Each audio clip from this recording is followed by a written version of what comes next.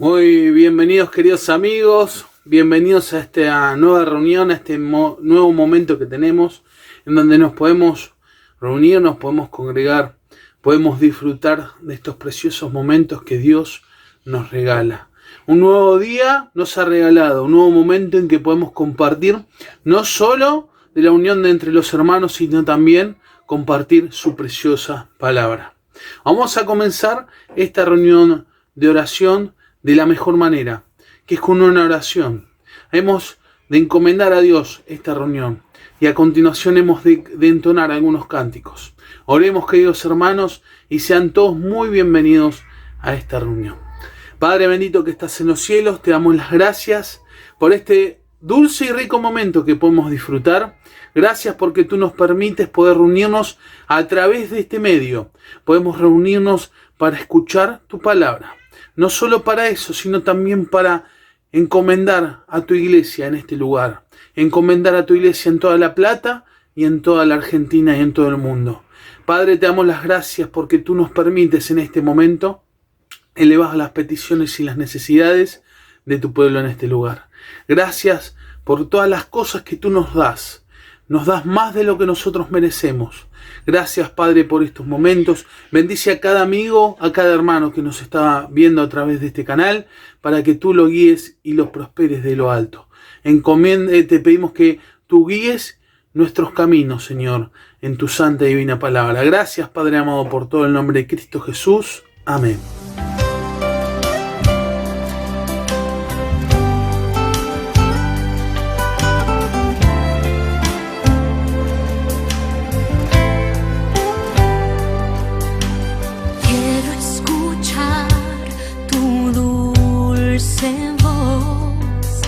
Rompiendo el silencio en mi ser,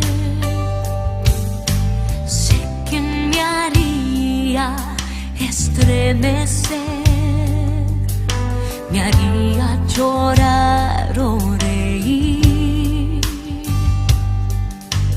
Quiero escuchar tu dulce voz, rompiendo el silencio en mi ser. Sé que me haría estremecer, me haría llorar o reír, y caería rendida ante ti. Y no podría estar ante ti, escuchándote hablar, sin llorar como un niño, y pasaría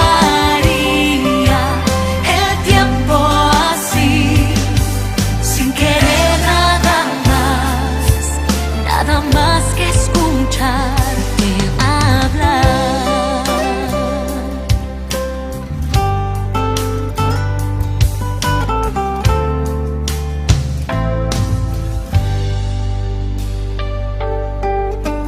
Quiero escuchar tu dulce voz, rompiendo el silencio en mi ser. Sé que me haría estremecer, me haría llorar o reír, y caería rendida ante ti. Y no podría estar ante ti, escuchándote hablar, sin llorar como un niño, y pasaría el tiempo así, sin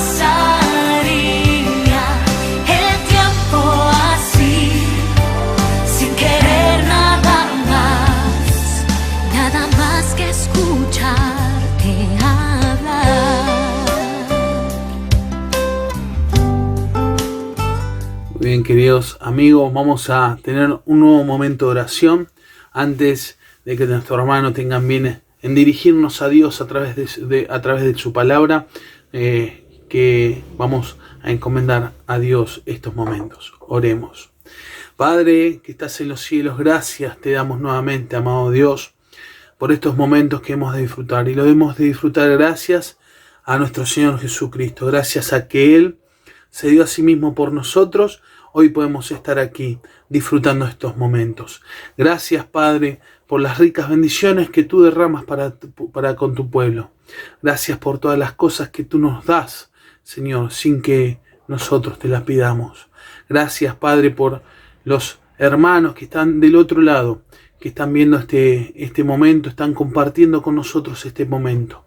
También te queremos pedir, Padre, por las autoridades de este país, las autoridades de esta ciudad. Te pedimos que tú estés tocando, Señor, sus corazones de aquellos que no te conozcan, que puedas estar encomendando y que puedas estar guiando para que pasen de muerte a vida, que lleguen al conocimiento de la verdad. Padre amado, también te queremos pedir por los hermanos que antes compartían y estaban con nosotros, por aquellos que se han apartado, que tu más rica bendición sea con ellos y puedan estar nuevamente con nosotros disfrutando de estos preciosos momentos.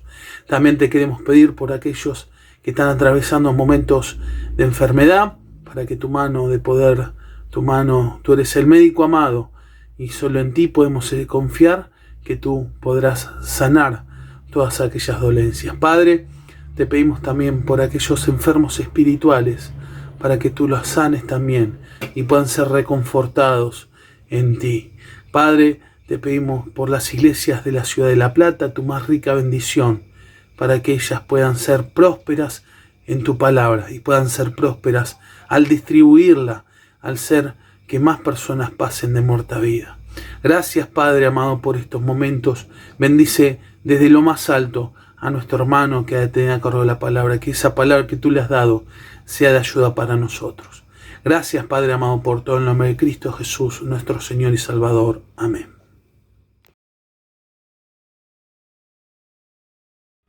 Libro de Apocalipsis, un libro para muchos medio oscuro, medio tenebroso, medio hasta peligroso, pero como es palabra de Dios, obviamente también tiene preciosas enseñanzas para nosotros hoy en día, y esto es lo que queremos sacar algo de estas enseñanzas.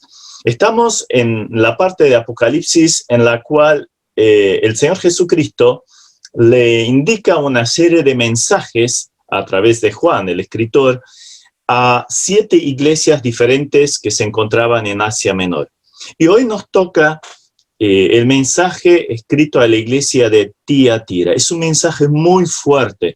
De hecho, creo que de los 7 mensajes, uno quizá el más fuerte, o con la Odisea, los dos más fuertes, por la necesidad que justamente pasaba esa iglesia, por algunas cosas que habían permitido, y lógicamente también tendrá un mensaje para nosotros hoy. Entonces, les invito a buscar en sus Biblias, si las tienen, Apocalipsis 2, 18 al 29, y allí vamos a leer: y escribe al ángel de la iglesia en Tiatira, el Hijo de Dios, el que tiene ojos como llama de fuego y pies semejante al bronce bruñido, dice esto: yo conozco tus obras, y amor, y fe, y servicio, y tu paciencia, y que tus obras postreras son más que las primeras. Pero tengo unas pocas cosas contra ti, que toleras que esa mujer Jezabel, que se dice profetiza, enseñe y seduzca a mis siervos a fornicar y a comer cosas sacrificadas a los ídolos. Y le ha dado tiempo para que se arrepienta, pero no quiere arrepentirse de su fornicación. He aquí yo la arrojo en cama y en gran tribulación a los que con ella adulteran, si no se arrepienten de las obras de ella. Y a sus hijos heriré de muerte, y todas las iglesias sabrán que yo soy el que escudriña la mente y el corazón, y os daré a cada uno según vuestras obras. Pero a vosotros, y a los demás que están en Tiatira, a cuantos no tienen esa doctrina y no han conocido, lo que ellos llaman las profundidades de Satanás, yo os digo, no os impondré otra carga, pero lo que tenéis, retenedlo hasta que yo venga. Al que venciere y guardare mis obras hasta el fin, yo le daré autoridad sobre las naciones, y las regirá con vara de hierro, y serán quebradas como vaso de alfarero, como yo también la he recibido de mi Padre. Y le daré la estrella de la mañana. El que tiene oído, oiga lo que el Espíritu dice a las iglesias. Bien, tenemos entonces el mensaje a esta iglesia. Vamos a ver primero un contexto geográfico para ubicar un poquito dónde está esta iglesia. Ahí donde apunta la flecha está Tiatira, y lo que está en violeta son las 7 iglesias a las cuales están dirigidos los mensajes que encontramos allí en los capítulos 2 y 3 de Apocalipsis. Entonces ya vimos los mensajes a Éfeso, Esmirna, Pérgamo, y ahora nos toca el mensaje a Tiatira. Era un pequeño poblado que luego fue ocupado por una guarnición del sucesor de Alejandro Magno, Seleuco I, alrededor del 281 a.C. Era una población chiquita que estaba como para proteger a Pérgamo, pero como no tenía fortalezas, una y otra vez fue destruida. Ahora, esta ciudad fue famosa por los diferentes gremios comerciales que tenía, y sobre todo un centro de industria de la lana y teñido de tela. Como la ruta comercial pasaba por Pérgamo, una ciudad muy comercial, entonces hacía florecer también los negocios en Tiatira, y al escribirse esta carta, Tiatira había llegado realmente a un auge económico, de lo cual inclusive algunas ruinas todavía nos dan testimonio. Allí estaba ese negocio del teñido de la tela, de lo cual conocemos a una vendedora de púrpura llamada Lidia, que ahora vamos a hablar de ella.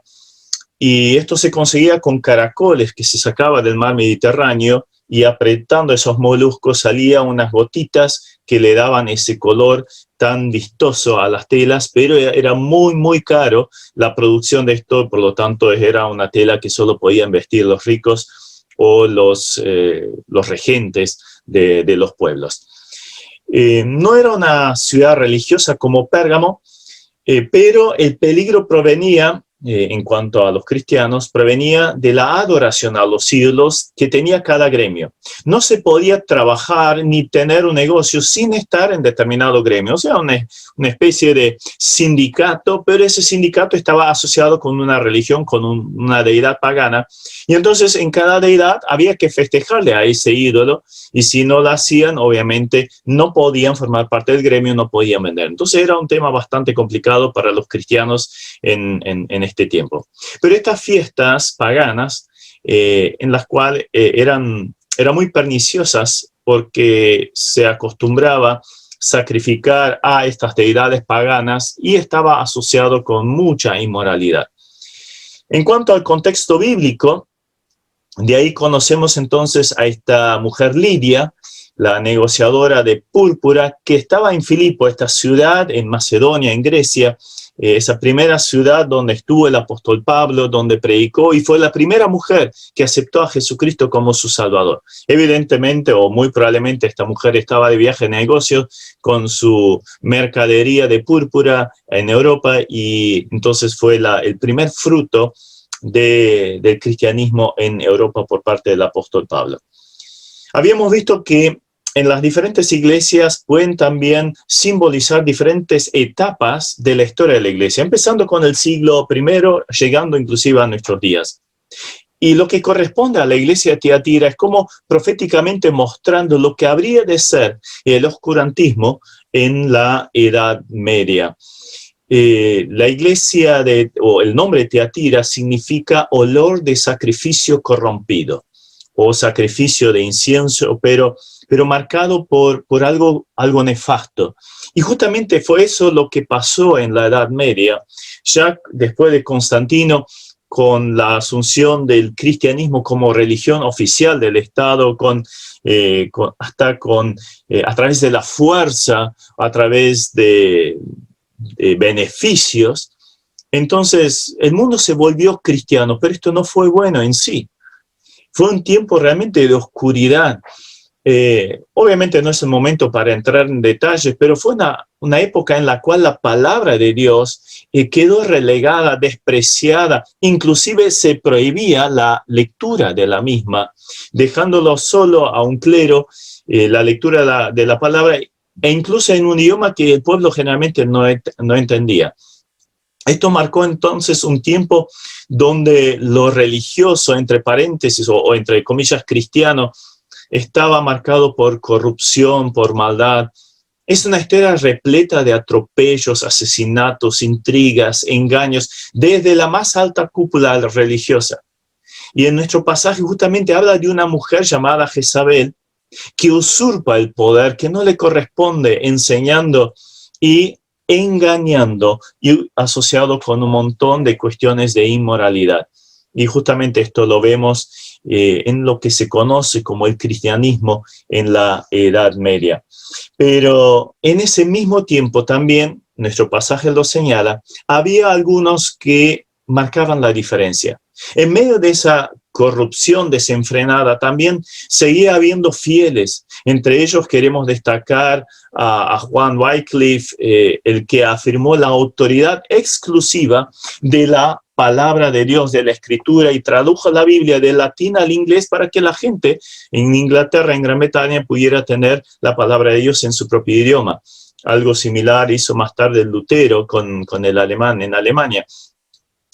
También estaba Juan Hus, el cual fue quemado vivo por anteponer la Escritura a las herejías que tenía la iglesia oficial. Y bueno, tuvo que pagar con su vida este hecho. También William Tyndale, quien realizó la primera traducción de la Biblia al inglés, pero ahora desde los idiomas originales, o sea, el griego y el hebreo, que también murió como mártir, y otros más que aparecieron en este tiempo. Pero vamos al mensaje de la iglesia. O sea, cada pasaje en la Biblia tiene un mensaje para nosotros en la actualidad, para la iglesia en general, para cada persona en el mundo. Eso es lo lindo de la Biblia, a diferencia de cualquier otro libro de literatura. Siempre nos habla a nosotros en nuestra situación, ahí donde nos encontramos. Entonces vamos a analizar lo que leímos un poquito en detalle. Ahí vamos a ver 7 puntos que aparecen básicamente en las 7 iglesias a las cuales se escribe allí en Apocalipsis. Entonces vamos a ver en primer lugar el destinatario. Escribe al ángel de la iglesia en Tiatira. Ángel en el griego, ángelos, no solo se refiere a un ángel como lo imaginamos, sino también los emisarios, un emisario.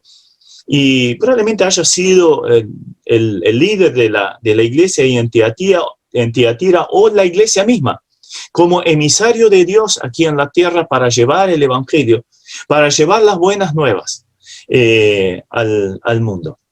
Así empieza. Luego un título de Cristo resucitado. Cada carta empieza con una descripción del Señor Jesucristo. Y en esta carta realmente es impresionante cómo la introduce. En ninguna otra con tanta seriedad. Lo introduce diciendo, el Hijo de Dios, el que tiene ojos como llama de fuego y pies semejantes al bronce bruñido. Esta presentación entonces del Señor a esta iglesia en particular es la más impactante de todas. Se presenta como Hijo de Dios. Este es el único lugar en todo el Apocalipsis donde Jesús se presenta a sí mismo en su relación con el Padre. O sea, diciendo, yo soy Hijo de Dios. Pero con eso quiere resaltar su deidad.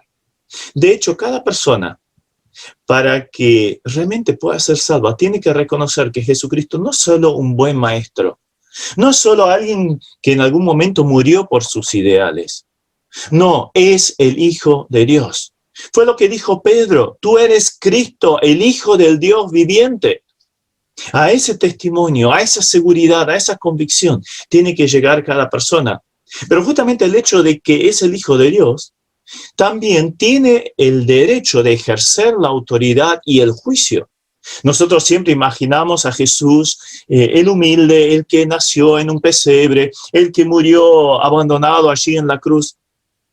Pero Él también es Dios. Y como tal, el Padre mismo le entregó el juicio a Jesucristo. Él va a ejercer el juicio sobre todos los que están en el mundo. Nos incluimos, todos. Los que han creído y los que no, van a tener que ser juzgados delante del Señor Jesucristo. Y allí sigue diciendo que sus ojos son como llama de fuego. Eso quiere decir que lo disciernen todo. No hay nada, nada absolutamente, sea en las iglesias o sea en la persona que fuera en el mundo, que le pase desapercibido.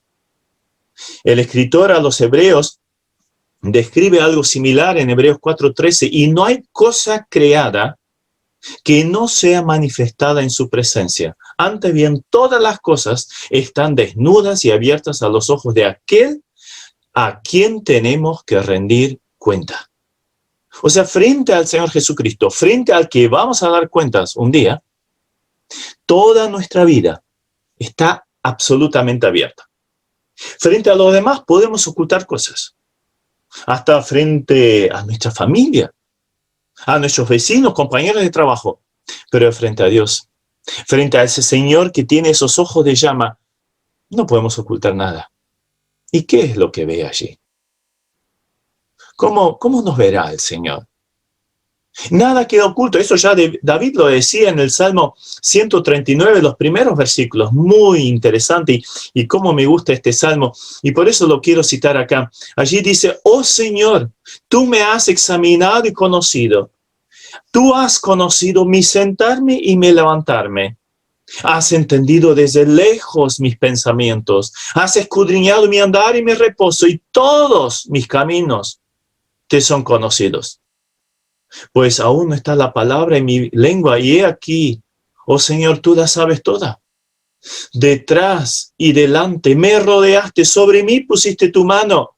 Tal conocimiento es demasiado maravilloso para mí. Alto es, no lo puedo comprender.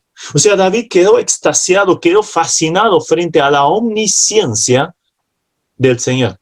Lo mismo que estamos viendo en nuestro pasaje. Sus ojos de llama, o sea, no hay nada de nuestra vida, de nuestro hablar, de nuestro pensar, de nuestro actuar, que se le escape.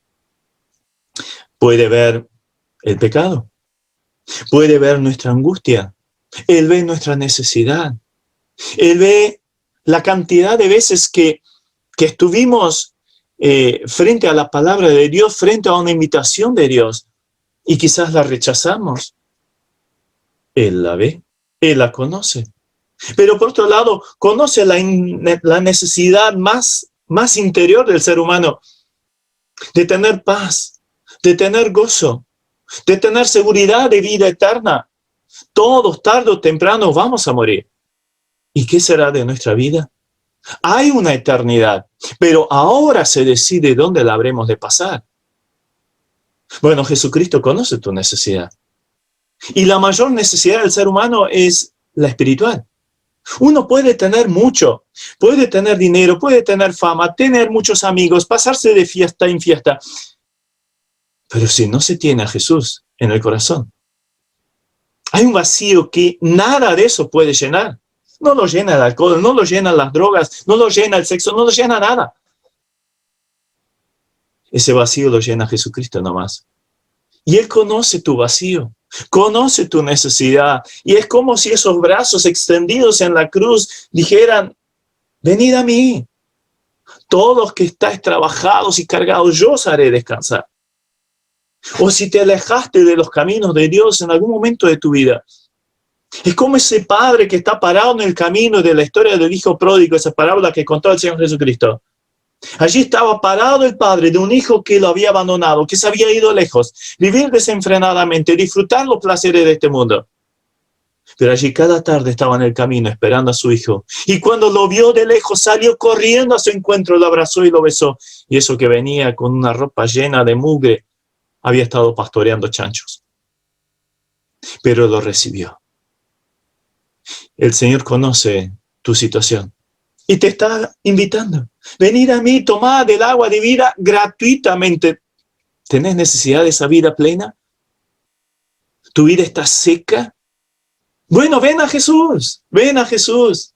O reconcíliate con Él si te alejaste de Él. Es el momento. Dios te está llamando y sus ojos saben todo de tu vida. No hay nada que puedas ocultarle. Así como estás, vení a su presencia y decirle, Señor, aquí estoy. Te necesito. Sálvame. Sálvame, perdóname mis pecados. Creo en ti como mi Salvador. Que también por mí en la cruz derramaste tu sangre para perdonar mis pecados. Cree en Jesús y serás hecho un hijo, una hija de Dios. Hoy mismo puede ser ese día de gozo. Y vas a tener paz, gozo y seguridad. Una ayuda en medio de los conflictos, un compañero en medio de la tristeza. Consuelo en cada momento. Si tenés a Jesucristo como tu Salvador. Y si te alejaste, ¿por qué no volver? Él te está esperando. Él sabe lo que hiciste. No le puedes ocultar nada. Pero qué gozo va a haber en el cielo por un pecador que se arrepiente. Ahora, la presentación del Señor Jesucristo sigue diciendo, y sus pies semejantes al bronce bruñido, refulgente como un horno. En el antiguo Israel, el altar que se usaba para los sacrificios estaba cubierto con bronce. Sobre ese altar continuamente había un fuego. Entonces era un metal resistente al fuego, pero a su vez señalaba el juicio sobre el pecado. Y bueno, esto es lo que quiere hacer el Señor. Quiere quitar, quemar, quitar esa maldad en nosotros. Pero el que no se arrepiente, ese juicio va a venir sobre su vida.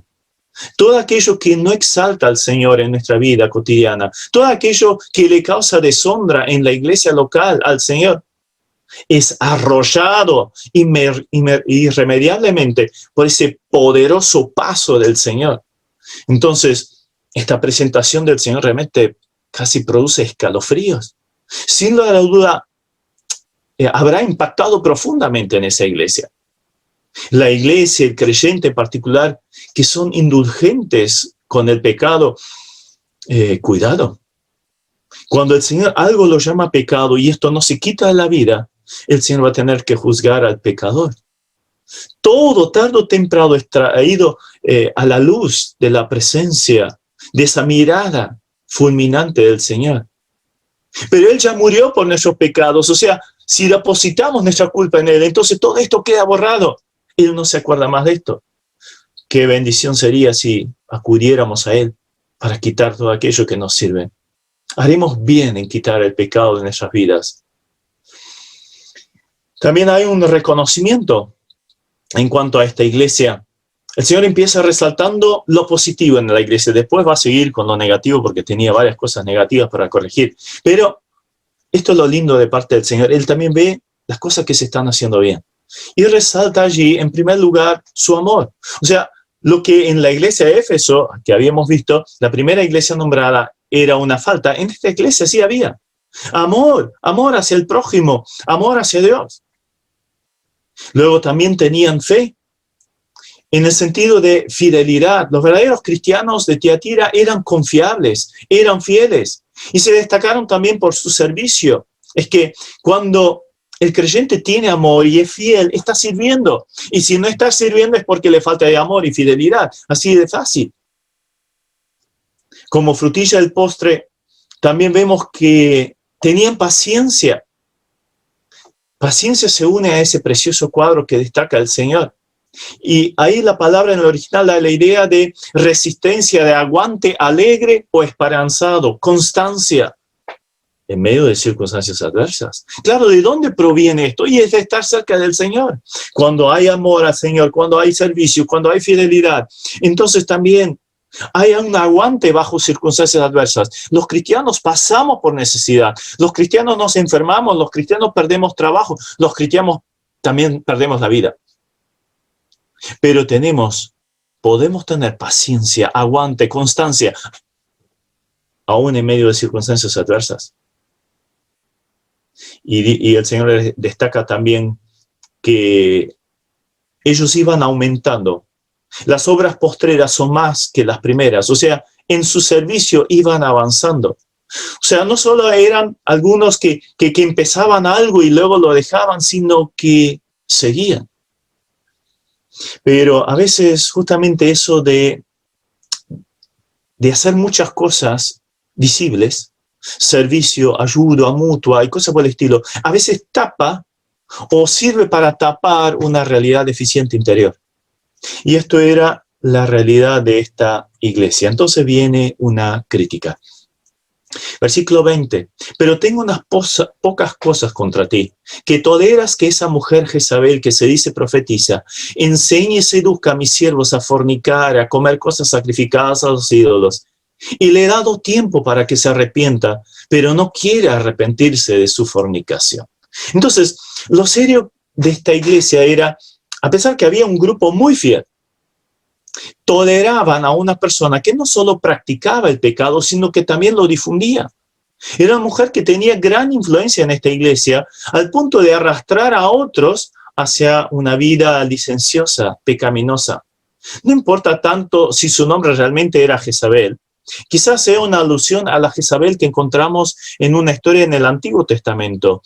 Era una princesa originaria de Sidón, lo que es hoy el Líbano, la Fenicia en aquel momento, que se había casado con un rey de Israel. Y ese rey se permitió completamente por seguir a esa mujer, que introdujo la idolatría de Baal y Asera, dos deidades paganas, en Israel, a punto tal que persiguió a todos los profetas del Dios verdadero. Los mataba o los últimos se escondieron en cuevas. Instituyó entonces la idolatría como religión oficial. Y esa idolatría estaba asociada con todo tipo de perversidades, incluyendo sacrificios humanos o también todo tipo de inmoralidad en el culto a la deidad pagana, esa Asera. Entonces, podría ser una alusión en cuanto a la perversión, en cuanto a la inmoralidad, a la contaminación que esa mujer produjo en el Israel antiguo. De ese tiempo, dice respecto a ese rey Acab, a la verdad ninguno fue como Acab, que se vendió para hacer lo malo ante los ojos de Jehová, porque Jezabel, su mujer, lo incitaba. Y así como ella, la Jezabel acá de nuestro pasaje de Apocalipsis ejercía una influencia perniciosa en este grupo de hermanos. Sus pecados eran muy serios. Primeramente se autoproclamó profetisa de Dios, como tal, con un supuesto canal de revelación por parte de Dios. Era una falsa profetisa que quería llevar a esa iglesia al engaño. Hoy en día, ¿cuánto engaño a nuestro alrededor? ¿Cuántos dicen, hay que hacer esto, aquello, lo otro? Y llevan a las personas de un ir para allá, de un correr de un lado para el otro, sin encontrar la verdad. O todo es una verdad relativa, pero la verdad es una sola. Jesucristo dijo, yo soy la verdad. Él es el único camino, no uno de los tantos caminos a Dios. No, Jesucristo es el único. Y solo se llega a Dios a través de Jesucristo creyendo en Él. Esta mujer decía, no, todo es válido, vengan, cualquiera de estas corrientes es válida también. A su vez, ella enseñaba públicamente en la iglesia, yendo en contra de una clara enseñanza, doctrina expuesta por el apóstol Pablo en 1 Timoteo 2:12. A su vez, los seducía, o sea, quizás su forma de aparecer, su forma de vestirse, su forma de darse, embotaba el discernimiento de los creyentes para hacerlos abiertos a sus enseñanzas pecaminosas. Y su enseñanza consistía en llevar a los creyentes de esa iglesia a la adoración de los ídolos, participar de sus fiestas paganas, donde se sacrificaba a los ídolos y se cometían hechos aberrantes. Inmoralidad tremenda. Entonces, lo que Jezabel enseñaba, a lo que seducía, obviamente para nosotros también sería una aberración, pero o sea, no vamos a ir a adorar a un ídolo, ni ir a una fiesta en la cual se lo venera. Pero si nos ponemos un poquito en la situación de estos creyentes, quizás encontremos una similitud. Ellos eran incentivados a hacer lo que todos hacían. Todo el mundo hace, hagámoslo también. Y no es tan serio, así dirían. Mira, total, la vida es una, hay que vivirla. Justo estos días lo escuchaba de un personaje muy conocido. No, la vida es una, hay que disfrutarla. Y después está la muerte. Este personaje ahora está muerto. Y lamentará tremendamente su forma de vida. Ahora ya no puede tomar una decisión. Ahora llegó al lugar donde sabe que no hay vuelta atrás. Entonces es el momento de darnos cuenta que esto, lo que puede proveer el mundo, nos satisface. Es más, nos aleja de lo que Dios quisiera para nosotros. Creo que el paralelo a nuestro tiempo es fácil de tratar. Cuántas cosas que provee el mundo que nos rodea en cuanto a diversión, modas, avaricia, entretenimiento y drogas, alcohol y tantas perversiones más, que a veces el cristiano empieza a mirar y ser atraído. Casi nadie se atreve a enfrentar a alguien que se ha contaminado con esto, denunciar una forma pecaminosa de vida, pero Jesucristo lo hace. Sus ojos son como llamas de fuego. Nuestra cultura, nuestra sociedad considera la tolerancia como uno de los mayores valores, pero los ojos de fuego del Señor Jesucristo, esos pies de bronce que disciernen todo y juzgarán toda tolerancia, todo pecado, no permiten esto. Él juzga a los que toleran pecado en su vida, y esto justamente lo traza este pasaje. Vemos que aún en el actuar con este hereje, el Señor es misericordioso, dándole tiempo para que se arrepienta. Y yo me planteo a mí mismo, ¿cuánta paciencia tuvo Jesucristo conmigo? ¿Cuántos años de mi vida yo estuve perdido, lejos de Dios, sabiendo lo que Dios quería de mí, pero no lo buscaba? Yo tenía un montón de gente a mi alrededor, empezando por mis padres, que me enseñaban claramente el camino hacia Dios. Pero para mí era entrar por un oído y salir por el otro. Yo no hacía caso. Empecé inclusive a descreer del Dios de mi padre. Me volví ateo. Pero Dios tuvo paciencia de mí. Entré en cosas tristes, pero Dios tuvo paciencia conmigo. Y lo tiene con cada uno de los que estamos viendo este mensaje. Pero llega un momento en que tiene que juzgar.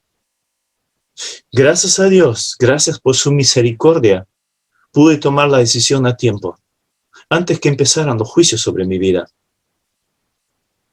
Y pude reconocer a Cristo como mi Salvador. Hubo un momento en mi vida que estaba lejos de Dios, pero pude volver. Él me estaba esperando allí en el camino.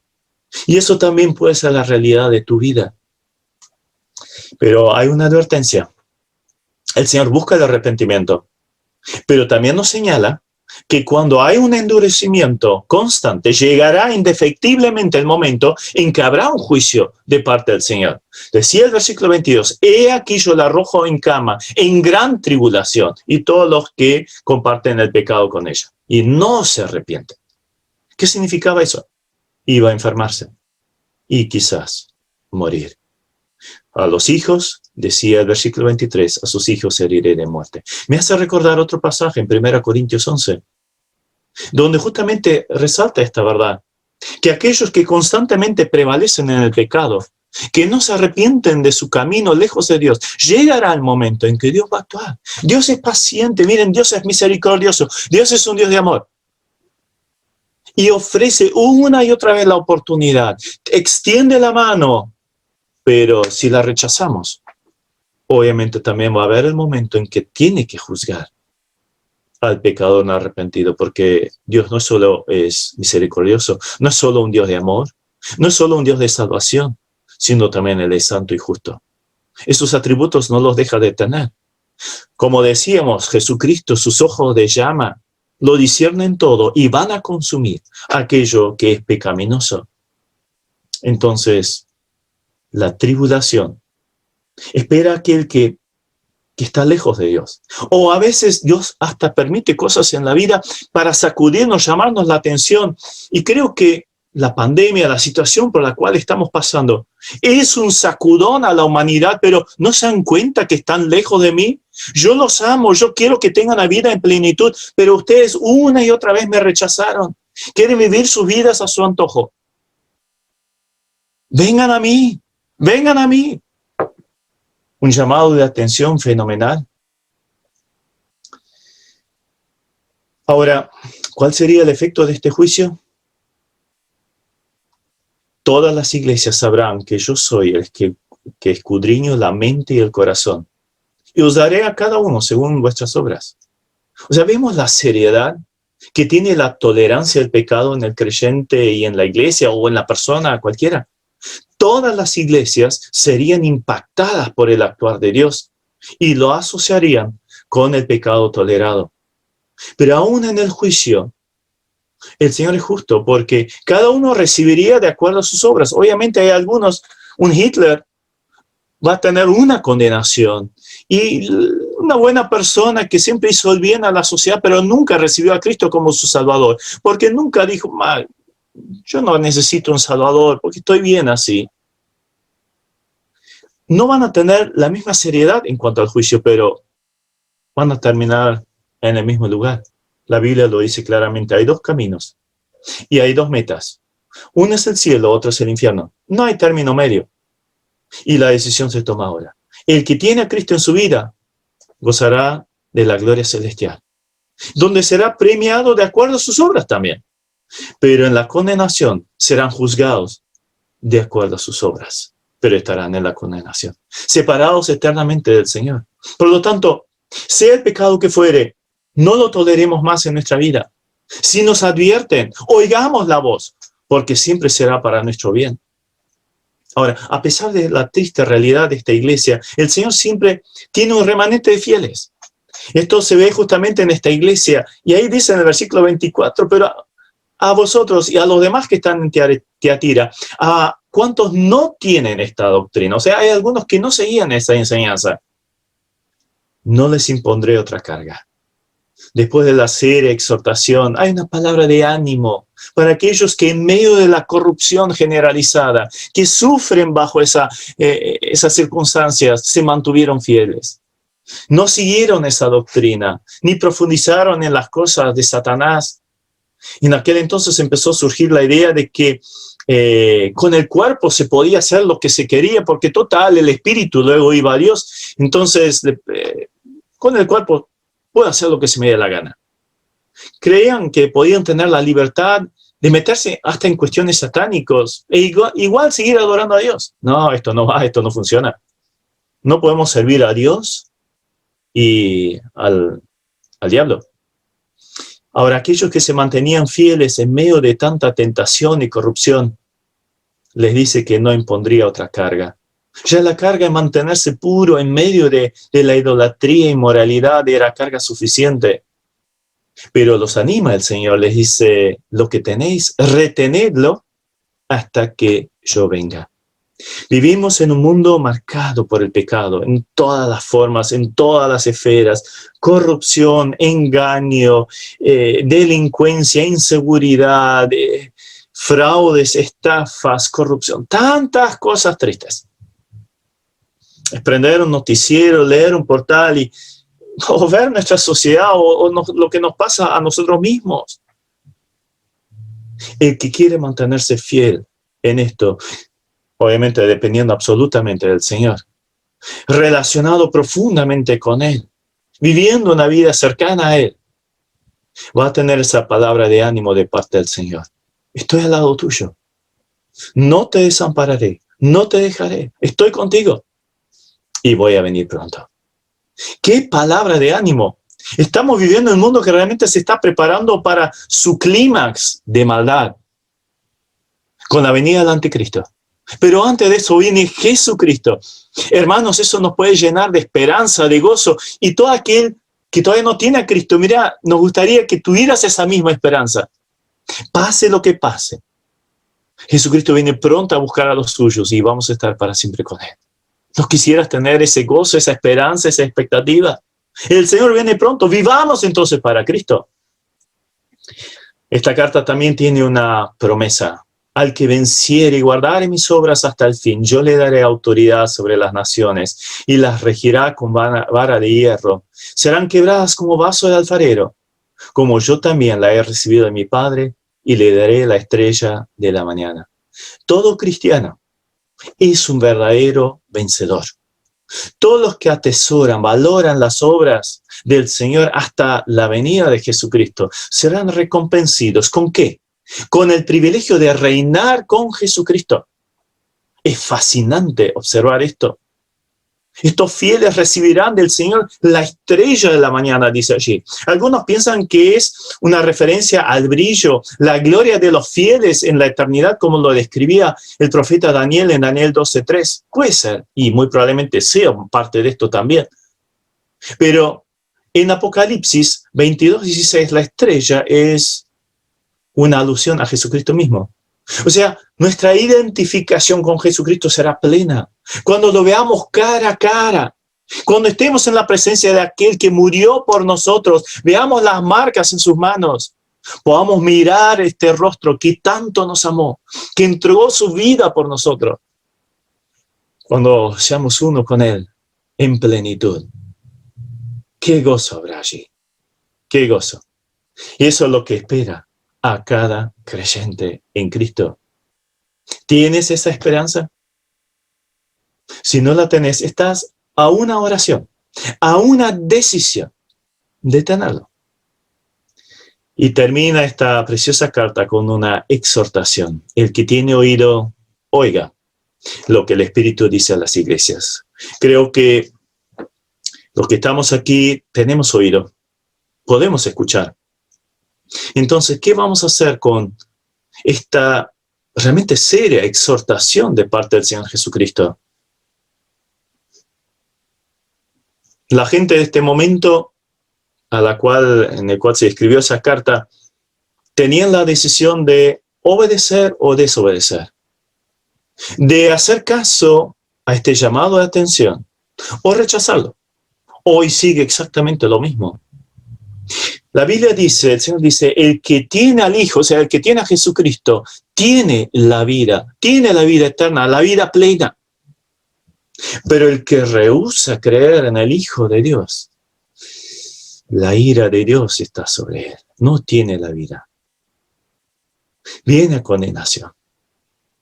Entonces, Jesucristo te da esa oportunidad también en este día. Si te alejaste de Él, de volver a Él. Hazle caso. Hoy, si escuchas su voz, no endurezcas tu corazón. Si dejaste estos caminos a los cuales una vez accediste, que creíste en Jesucristo como tu Salvador y por diferentes razones te alejaste y te metiste en el mundo, en el pecado, vuelve a Él, arrepentite de tus pecados. Allí está el Padre esperando con los brazos abiertos. Te va a perdonar tus pecados y va a restaurar tu vida. Y si todavía no tomaste esa decisión por Cristo, en el nombre de Dios te ruego que tomes esta decisión hoy. No la dejes pasar. Jesucristo te ama inmensamente. Vení a sus brazos. Vení a Él, pero hay que venir arrepentido del pecado.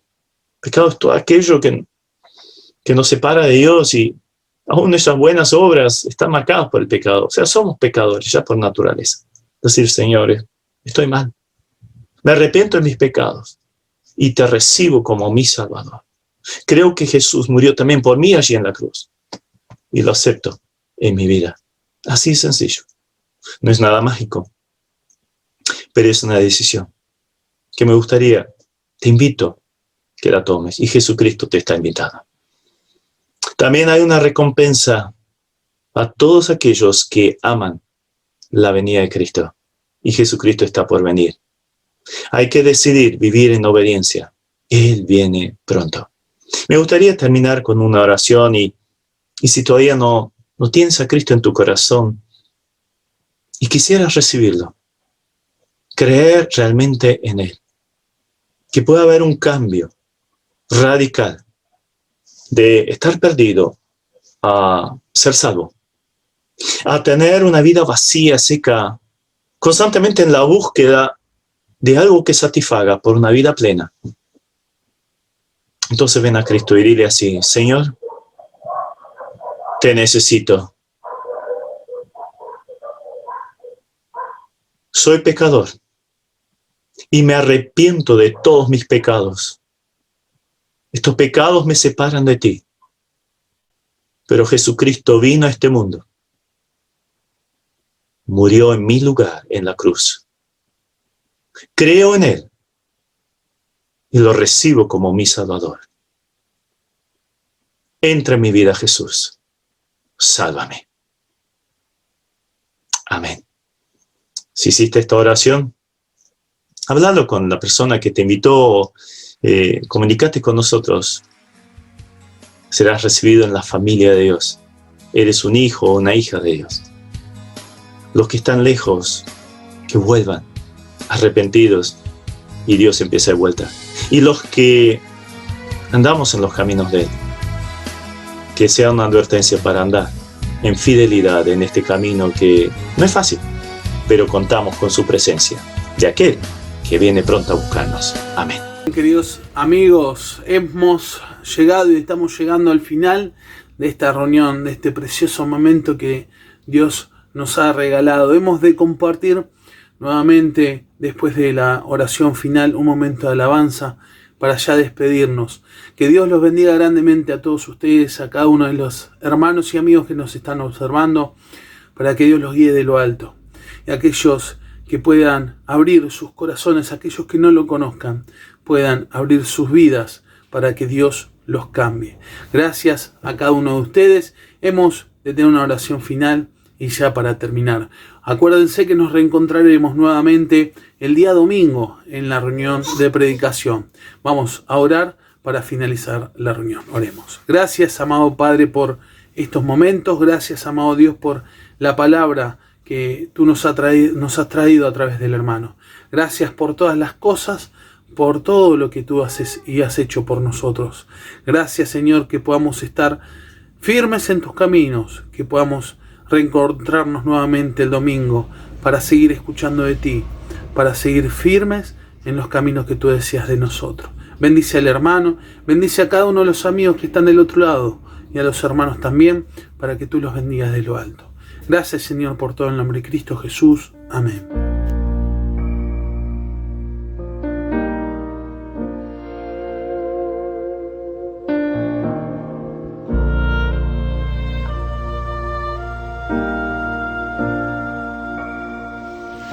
En la oración encuentro calma, en la oración encuentro paz. Orar a Dios refresca el alma, hablar con Dios me da su paz.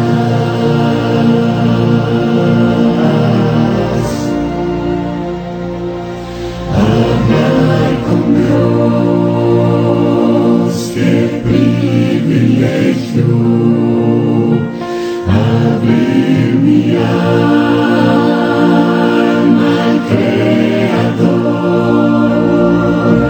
sentir que el cielo está abierto y oír